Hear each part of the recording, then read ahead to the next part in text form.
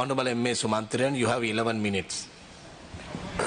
Thank you, Presiding Member, for the opportunity to say a few words at this debate on the disaster that befell this country 2 years ago when MV Express Pearl caught fire and sank off the coast of Sri Lanka.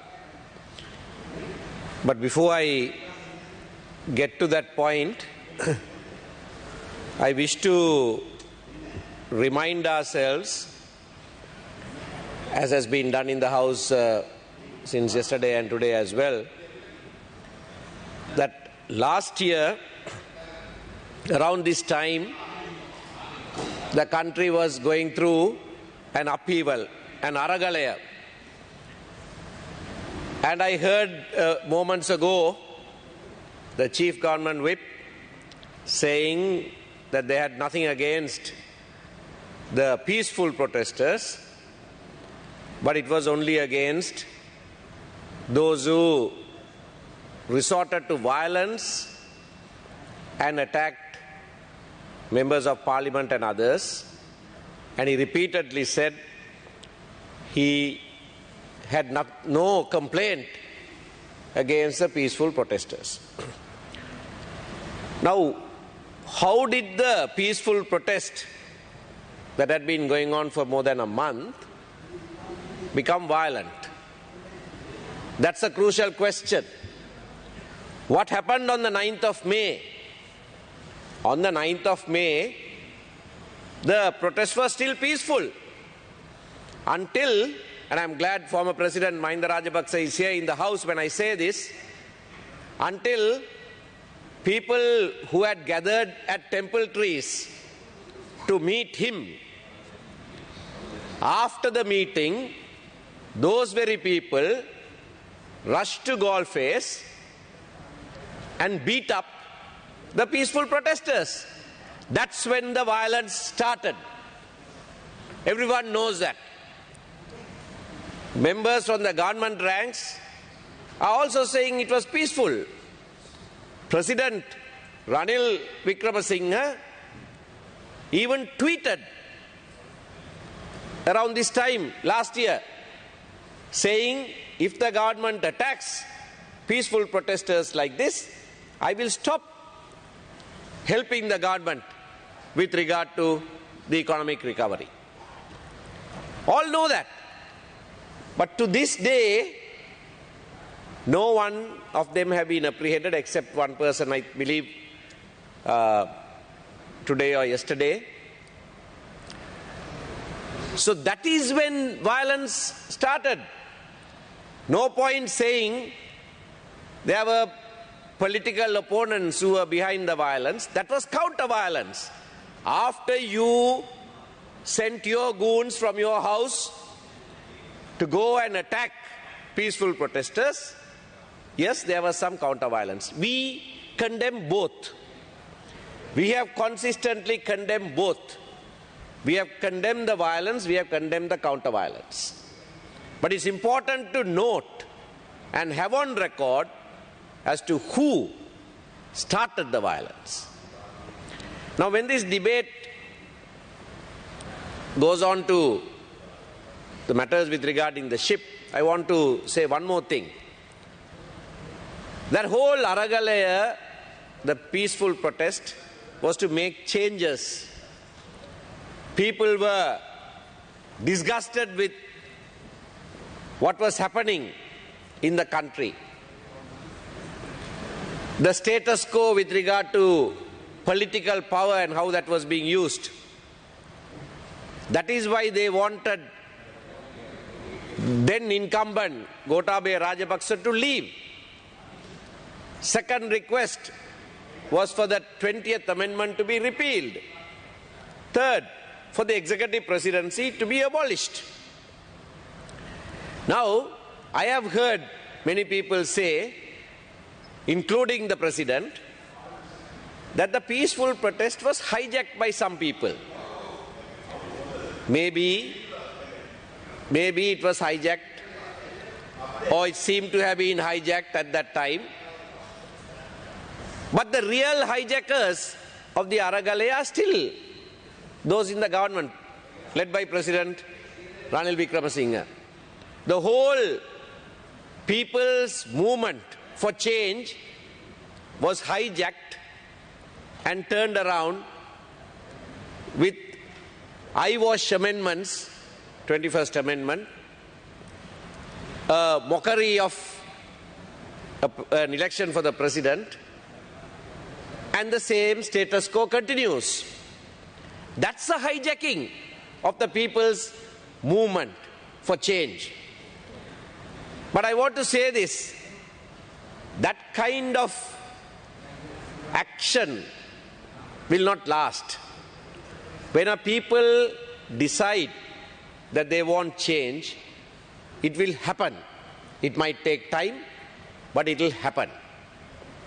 With regard to this debate, it seems to me I should have started speaking at least an hour ago, but it seems to me that some members in the House are more concerned about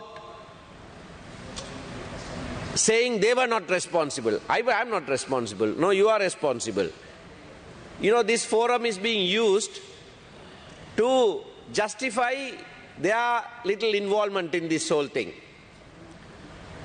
The disaster that has befallen this country as a result of this ship burning and sinking is far more than that. The environmental damage to the country will take decades, if not another century. The plastic pellets that were released to the sea, it will take 500 to 1,000 years for it to dissolve. This is perhaps the greatest man-made environmental disaster that has happened to the country. And all we are doing is throwing a little mud at this one, then the compliment is returned, and that's what is happening. With regard to the issue itself, I want to say a few things. That is, this legal action issue will not be affected by this debate. And so I thank the Honourable Speaker for the decision made and the party leaders for taking that decision. I must also put on record as a legal practitioner, when there is a choice of forum, when you have more than one forum to which you can go for relief, there are various factors that come into that consideration, and all of that cannot be revealed. And I agree with the Honourable Minister for Justice. There are certain issues that can't be... Honourable Member, you have another 2 more minutes. Thank you. That can't be made public.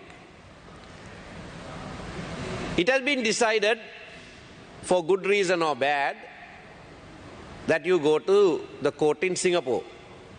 I'm glad about that. The court in Singapore is bound to be far more impartial and more professional. But the question that arises is, in a matter like this, Honourable Rasamanikam raised this yesterday and I want to raise it again today. In a matter such as this, a commercial damages issue, you have no problem going to a foreign court. But in a very serious matter, where the victims of injustice after 14 years are still waiting for justice and have no confidence in the local process, have been asking for international involvement, you steadfastly refuse. For what reason? You want to present a bill to establish a TRC, a Truth and Reconciliation Commission. Any TRC process must be victim-centered. It cannot succeed, you can't even start without the victims being satisfied with the process. And here the victims are saying, all right, there were 2 sides to a conflict. One side can't decide. One side can't control the proceedings. That is not independent. For it to be independent, it must be impartial. And if it was to be impartial, it must necessarily be international. So I'm raising this question again. நான் இந்த கேள்வியை இந்த கடைசி சில நிமிடங்கள் தமிழிலே பேச அனுமதியுங்கள். இன்றையிலே இருந்து ஒரு வார காலத்துக்குள்ளே தான் 2009ஆம் ஆண்டு மிக மோசமான படுகொலைகள் அரசாங்கத்தாலே அரங்கேற்றப்பட்டது. முள்ளிவாய்க்கால் நிலைவேந்தலுக்கு முள்ளிவாய்க்கால் நிலைவேந்தலுக்கு நாங்கள் செல்லுகிற இந்த கடைசி வாரத்திலே நான் இந்த கேள்வியை எழுப்புகிறேன். இன்றைக்கும் சர்வதேச நீதியை எதிர்பார்த்து காத்திருக்கிற மக்களுக்கு நாங்கள் சர்வதேசத்தை பக்கம் தலை திருப்பவே மாட்டோம். இந்த நாட்டு சட்டத்திட்டங்களுக்கு ஏற்ப இந்த நாட்டு நீதிமன்றங்கள் ஊடாகத்தான் விடை கொடுப்போம் என்று சொல்லி ஒரு விடையும் கொடுக்காமல் இழுத்தடிக்கிற நீங்கள் நட்ட ஈடுக்காக நீங்கள் வெளிநாட்டு நீதிமன்றத்துக்கு போயிருக்கிறீர்கள். அது சர்வதேச நீதிமன்றம் கிடையாது, இன்னொரு நாட்டு நீதிமன்றத்துக்கு போயிருக்கிறீர்கள். இது உங்களுடைய இனவாத முகத்தை இன்றைக்கு உலகத்துக்கு எடுத்து காட்டி இருக்கிறது. இன்றைக்கு நாங்கள் ஜனாதிபதி போடு பேச போகிற போதும் இந்த டிஆர்சி பற்றி பேசுவோம். அதில் நாங்கள் சொல்லவிருக்கிற விடயம், இது சர்வதேச பொறிமுறையாக இருந்தால் மட்டும்தான் இதனால் பாதிக்கப்பட்டவர்களுக்கு நீதி கிடைக்குமே தவிர வேறு எந்த வழியிலையும் இது சரிப்பட்டு வராது என்பதாகும். தேங்க்யூ.